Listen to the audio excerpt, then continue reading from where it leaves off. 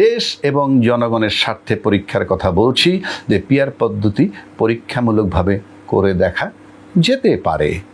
অসুবিধাটা কোথায়? সংস্কার এবং ঐক্যমত্যের বৈঠক চলমান থাকা অবস্থায় জামাতে ইসলাম সহ কিছু ইসলামী দল সেই আলোচনার টেবিল রেখে চলে গেলেন আন্দোলনের মাঠে পিয়ার পদ্ধতির দাবিতে, জাতীয় পার্টি সহ 14 দল এর রাজনীতি নিষিদ্ধের দাবিতে, নির্বাচনের আগে গণভোটের দাবিতে, ইত্যাদি ইত্যাদি। সব বিষয় নিয়ে আলোচনা করব না এই মুহূর্তে। এই মুহূর্তে আমার আলোচনার বিষয় একটাই, সেটা হলো পিয়ার পদ্ধতি। কথিত আছে বা সবাই বলে বেড়াচ্ছেন যে পিয়ার পদ্ধতি জনগণ বোঝে না। জনগণ অনেক কিছুই বোঝে না। পিয়ার পদ্ধতির সহজ বাংলা দলীয় মার্কায় ভোট দেয়া, এবং বাংলাদেশে বরাবরই দলীয় মার্কায় ভোট দিয়ে আসতেছে এই দেশের ভোটাররা, এবং এতে কোনো সন্দেহ নাই। এবং বলা হয় যে ভোটের সাথে নাকি কে জনপ্রিয় সেটাও দেখা হয়। এই কথাটা রাজনৈতিক নেতারা প্রচার করেন, কারণ মাঠ পর্যায়ের জনগণের কথা কোনো সোশ্যাল মিডিয়ায়, পত্রিকায় কোথাও আসে না। শুধুমাত্র যারা উচ্চ লেভেলের রাজনীতিবিদ তাদের বক্তব্যটা আসে। ইনফ্যাক্ট মাঠ পর্যায়ের লোকজনের সাথে আমরা আলাপ করে দেখেছি যে তারা সকলেই বলে যে তারা দলীয় মার্কা দেখেই ভোট দেয়, এবং এটা প্রমাণ করার বহু রাস্তা আছে। আমরা এমনও দেখেছি যে যেই ভদ্রলোক ভোটার অন্য জেলায় বা ওই জেলা থেকেই সে বারবার এমপি নির্বাচন করে আসছেন, হঠাৎ করে তার দল তাকে ঢাকার কোনো এক জায়গা থেকে নমিনেশন দিয়ে, এরকম অসংখ্য উদাহরণ গত 53 বছরে আমাদের হয়েছে, এবং তারা যথারীতি পাশ করেছে। তার মানে ওই ব্যক্তি তো ঢাকা শহরের কোনো অঞ্চলে পপুলার ছিল না, দলের মার্কা দেখে ভোট দিছে, এবং যেই মার্কার ফ্লো যখন বাজারে আসে সেই দলটাই মোটামুটি ক্ষমতায় যায়। আরেকটা বিষয় হলো যে জনপ্রিয়তার কথা বলতেছে যারা, অনেকেই টকশোতে এসেও বলেন কিংবা সোশ্যাল মিডিয়ায় বলেন যে রাজনীতি নিয়ে কথা বলে, সোশ্যাল মিডিয়ায় কথা বলে, ইলেকশনে দাঁড়াইলে একটা মেম্বারের পদে দাঁড়াইলেও পাশ করতে পারবে না, এমন লোকও রাজনীতির সমালোচনা করে এবং পিয়ার পদ্ধতির কথা বলে কিংবা জনপ্রিয়তার নিয়ে প্রশ্ন তোলে। আমি সেখানে একটা কথা বলতে চাই, যারা এই কথাগুলো বলেন যে ইউনিয়নে মেম্বার হওয়ার যাদের ভোট নাই তারাও রাজনৈতিক সমালোচনার বড় বড় দলের, আমি তাদেরকে খুব নীরবে এবং খুব বিনয়ের সাথে একটা অনুরোধ জানাচ্ছি। পপুলার আপনারা কারা, এবং পপুলার হইলেই যে কাজ হয় না, দলীয় মার্কা দেখে ভোট দিয়ে আসতেছে বাংলাদেশে, সেটা আপনাকে প্রমাণ করে দিচ্ছি। বাংলাদেশে জানেন এখন যারা রাজনীতিবিদ হিসাবে যারা এখন চলমান আছেন, রাজনীতি করছেন, তাদের বহুজন আছেন বাংলাদেশে 3 বার 4 বার 5 বার এমপি হয়েছেন, একাধিকবার মন্ত্রী হয়েছেন। আমি তাদেরকে চ্যালেঞ্জ ছুড়ে দিচ্ছি যে আপনারা এই 2 বার 3 বার 4 বার 5 বার এমপি হয়েছেন কিংবা 2 বার 3 বার মন্ত্রী প্রতিমন্ত্রী হয়েছেন, তারপরে নিশ্চয়ই আপনারা পপুলার। আপনাকে চ্যালেঞ্জ ছুড়ে দিচ্ছি, দলীয় মার্কা ছাড়া আপনারা নির্বাচন করে দেখান যে আপনারা 5000 ভোট সংগ্রহ করতে পারেন কিনা।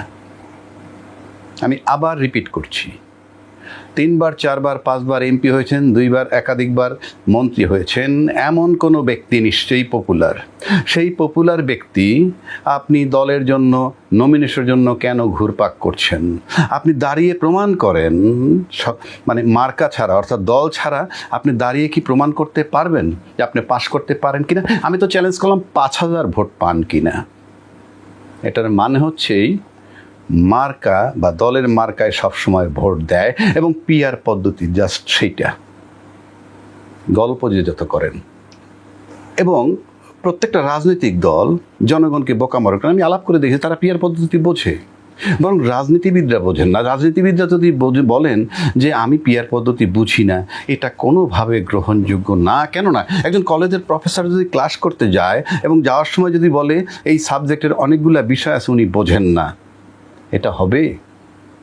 প্রি কন্ডিশন জনগণ বুঝুক বা না বুঝুক, আপনি রাজনীতিবিদ যারা তাদেরকে বুঝতেই হবে এবং বলতে হবে যে আমি বুঝি, কিন্তু আমরা বাস্তবায়ন করব না এই কারণে, সেই ব্যাখ্যা দেওয়ার রাইট আছে।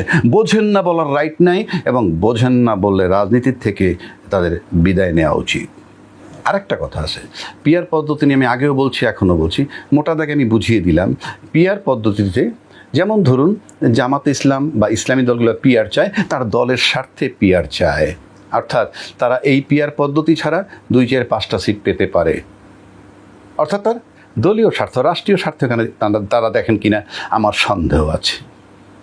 অন্যদিকে যারা পিআর পদ্ধতি চাচ্ছেন না, তারা চাচ্ছেন এই জন্য যে পিআর পদ্ধতি ছাড়া নির্বাচন হলে তারা 250-এর অধিক সিট পাবেন, এটা মোটামুটি নিশ্চিত হয়েই তারা পিআর পদ্ধতিকে অ্যালাউ করছেন না। কেননা পিআর পদ্ধতি হলে তাদের এই সিটের পরিমাণ বা এই সংসদের আসনের পরিমাণ 150 পাওয়াটাও দুরূহ হয়ে যাবে। বাট 150-এর নিচে 145ও যদি পান, সরকার গঠন করার জন্য তারাই আমন্ত্রিত হবেন, কিন্তু এটা হবে একটা ঝুলন্ত সরকার। কেউ কেউ বলেন যে ঝুলন্ত সরকার, সেই সরকার দুর্বল হয়। আমার বিবেচনায় দুর্বল হওয়ার কোনো কারণই নেই যদি আপনি স্বচ্ছ থাকেন, চিন্তা চেতনায় যদি আপনি সৎ থাকেন। তাহলে যারা পিআর চান না তারা তার দলের স্বার্থে, নিজের স্বার্থে চান না, যারা পিআর চান তারা তার দলের স্বার্থে চান। কিন্তু আমি দেশ এবং রাষ্ট্র এবং তার জনগণের চিন্তা যদি আমি করি, তাহলে আমাদের বিগত 15 বছরের সমস্ত রাষ্ট্রীয় অর্গান বলতে যা বোঝায় সব ভেঙে চুরমার হয়ে গেছে। যেমন ধরুন সরকার বদলের সাথে সাথে পুলিশ পালিয়েছে, বাইতুল খতিব পালিয়েছে, গভর্নর, বাংলাদেশ ব্যাংকের গভর্নর পালিয়েছে, বিচার বিভাগের বিচারপতিরা পালিয়েছে, এইভাবে সব মানে সেক্টর ভাঙচুর হয়ে গেছে। এগুলো ঠিক না করে নির্বাচন করলে, যেটার জন্য ডেট দেওয়া হয়েছে ফেব্রুয়ারিতে, সেই একই জিনিস হবে আবার। তা সেই লম্বা বিতর্কে আমি যাচ্ছি না। আমি এখন বলতেছি একটা নির্বাচন, একটা গণতান্ত্রিক দেশে শুধু একটা নির্বাচনই একটা মাধ্যম না। একটা গণতান্ত্রিক দেশে নির্বাচন একমাত্র ক্রাইটেরিয়া না। এই নির্বাচনে গণতন্ত্রে যারা বিশ্বাস করেন তাদেরকে এটাও ভাবতে হবে যে একটা শক্ত বিরোধী দল কীভাবে আনা যায়। ঠিক এই মুহূর্তে একটা পিআর পদ্ধতি ছাড়া আমাদের কাছে আর কোনো উপায় নাই। এই পিআর পদ্ধতি আসলে কি হবে, সমস্ত দলের প্রতিনিধি পার্লামেন্টে ঢুকবে। পার্লামেন্টে যখনই ঢুকবে এবং সরকার যিনি গঠন করবেন তিনি একচ্ছত্র আধিপত্য পাবেন না, একেবারে নিশ্চিত। সেক্ষেত্রে তার উপরে চাপ প্রয়োগ করা যাবে নানান ক্ষেত্রে, এবং চাপ প্রয়োগ করলে কি হবে সেটা বলছি। রাষ্ট্রীয় ফান্ড তছরূপ করতে পারবেন না, সেখানে তাদের চোখ থাকবে। বাধা দিলে যদি বলা হয় যে এই দুর্নীতি করতেছেন, আনলিমিটেড সীমাহীন দুর্নীতি করতেছেন, এটা যদি স্টপ না করেন আপনার উপর দিয়ে সমর্থন তুলে নিব, তখন তারা ভয় পাবে। একইভাবে যদি আপনি প্রশাসনের দিকে যান, প্রশাসনের উপর যদি একচ্ছত্র আধিপত্য খাটায় কোনো দল, সেক্ষেত্রে সেখান থেকে তাদেরকে প্রেশার দেওয়া যাবে, সেখানে প্রশাসনও নিরাপদে থাকবে। এইভাবে মাঠের চাঁদাবাজি পর্যন্ত নিয়ন্ত্রণে আসবে। দেশে আয়নাগর হবে না, দেশে বিনা বিচারে হত্যা হবে না, শাপলা চত্বরে হত্যা হবে না, সেনা অফিসার হত্যা হবে না, দুর্নীতি হবে না। মানে হবে না বলতে কি, সব কমে যাবে, নিয়ন্ত্রণে আসবে। এবং সেজন্য এখন পিআর পদ্ধতি একমাত্র রাস্তা। যেহেতু সংস্কারের নামে বিগত ফেব্রুয়ারি থেকে সেপ্টেম্বর পর্যন্ত নষ্ট হয়েছে, এবং অন্যান্য বিভিন্ন আমাদের যে অর্গান, সেই পুলিশ সংস্কার বলি, ব্যুরোক্রেসির সংস্কার বলি, ওই রাজুক বলেন, ওয়াসা বলেন, বিচার বিভাগ বলেন, তারপরে নির্বাচন কমিশন, কোনোটাই আমরা সংস্কার করতে পারি। সেখানে এই একটা মাত্র রাস্তা আছে, পিআর পদ্ধতি নির্বাচনে। সেই নির্বাচনে যদি যে সরকার গঠন করবেন তিনি চাপে থাকবেন, এবং চাপে থাকলে যেটা হবে, টাইম টু টাইম উনি অনেক কিছু থেকে সরে আসতে বাধ্য হবেন। আবার কেউ বলেন 2-3টা সিট পেয়ে অনেক সময় সরকারকে চাপ প্রয়োগ করতে পারে একটা অন্যায় কাজ করার জন্যে। নো, পারবেন না। কেন?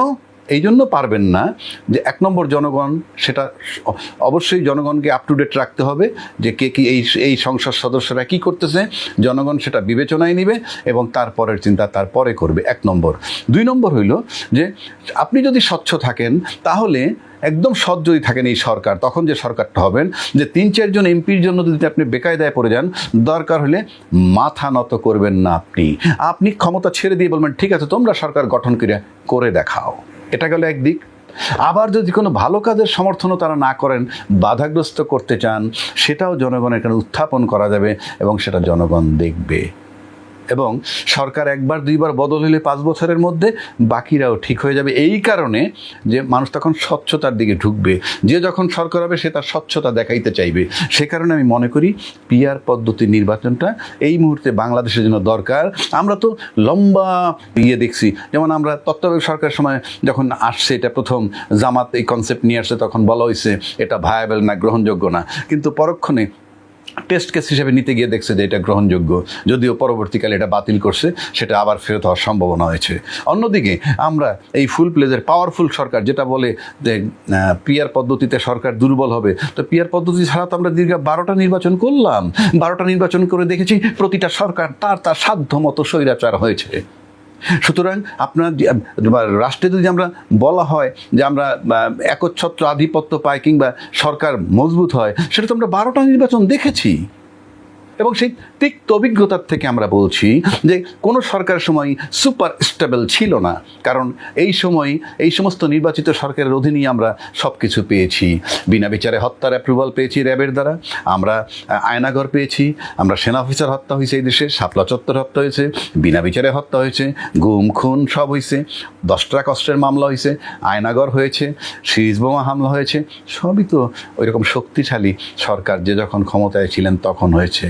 সুতরাং আমি আমার পক্ষ থেকে বলছি যে আমরা টেস্ট তো এটা তো অলরেডি পরীক্ষিত হয়ে গেছে, সুতরাং দেশ এবং জনগণের স্বার্থে পরীক্ষার কথা বলছি যে পিআর পদ্ধতি পরীক্ষামূলকভাবে করে দেখা যেতে পারে। অসুবিধাটা কোথায়? সংসদে গিয়ে পিআর পদ্ধতিতে নির্বাচন করবেন কি করবেন না, পরবর্তী নির্বাচন কেন আমরা অত দূর যাচ্ছি, কিংবা গণভোটের মাধ্যমে এখন নির্বাচনের আগে কেন আমরা মতামত নিচ্ছি না? আমি নিশ্চিত করে বলতে পারতেছি বাংলাদেশের সমস্ত সাধারণ নাগরিক বুঝে ফেলছে যে পিআর পদ্ধতি কি, এবং সমস্ত সাধারণ নাগরিক চাইবে যে তার বুকের সন্তান যেন আর এইভাবে নির্বিচারে স্বৈরাচার, কোনো সরকার স্বৈরাচার হওয়ার সুযোগ না হয়, এবং হওয়ার পর তার সন্তান যাতে না হারায় কিংবা আয়নাঘরে না যায়। সুতরাং পিআর পদ্ধতি মানে শুধুই মার্কায় ভোট দিবেন, শুধুই মার্কায় ভোট দিবেন, এটা না বোঝার কিছু নাই। আর পপুলারিটির কিছু নাই সংসদ নির্বাচনে, কারণ তাদের কাজ মেম্বার হিসেবে পার্লামেন্টে যাবে, পার্লামেন্টে গিয়ে তাদের কাজ প্রধানমন্ত্রী নির্বাচন করা, রাষ্ট্রপতি নির্বাচন করা, স্পিকার নির্বাচন করা, সারা দেশের সমস্ত কাজ সুপারভাইজিং করা সাব কমিটির মাধ্যমে। এই সমস্ত কাজগুলা তার কাজ উন্নয়নমূলক কাজ না, তার কাজ ব্রিজ বানানো না, তার কাজ এলিভেটেড এক্সপ্রেস ওয়ে বানানো না, এগুলো উন্নয়নমূলক কাজ। সেগুলা করার জন্য নানান দপ্তর আছে, মন্ত্রণালয় আছে, এলজিআরডি মিনিস্ট্রি আছে, এবং কি আছে, উপজেলা চেয়ারম্যান আছে, ইউনিয়ন চেয়ারম্যান আছে, পৌর চেয়ারম্যান আছে, মেয়র আছে। তারা করবে। তারা 53 বছর যাবত এই সমস্ত কাজে ইন্টারফেয়ার করে সংবিধান ভায়োলেট করে আসছে, যার কোনো বিচার নাই। সুতরাং আমি আবার বলছি, বাংলাদেশে টেস্ট কেস হিসাবে সবাই ঐক্যবদ্ধ হয়ে পিআর পদ্ধতির চিন্তা ভাবনা করা উচিত বলে আমি মনে করি। তাহলে অন্তত কোনো মায়ের বুক খালি হবে না, এরকম আন্দোলন আসবে না, এবং বিনা বিচারে কেউ হত্যা হবে না, গুম খুন হবে না, আয়নাঘর হবে না, অর্থনীতি লুপাট হবে না, দুর্নীতি কমবে, সব কিছু নিয়ন্ত্রণে আসবে।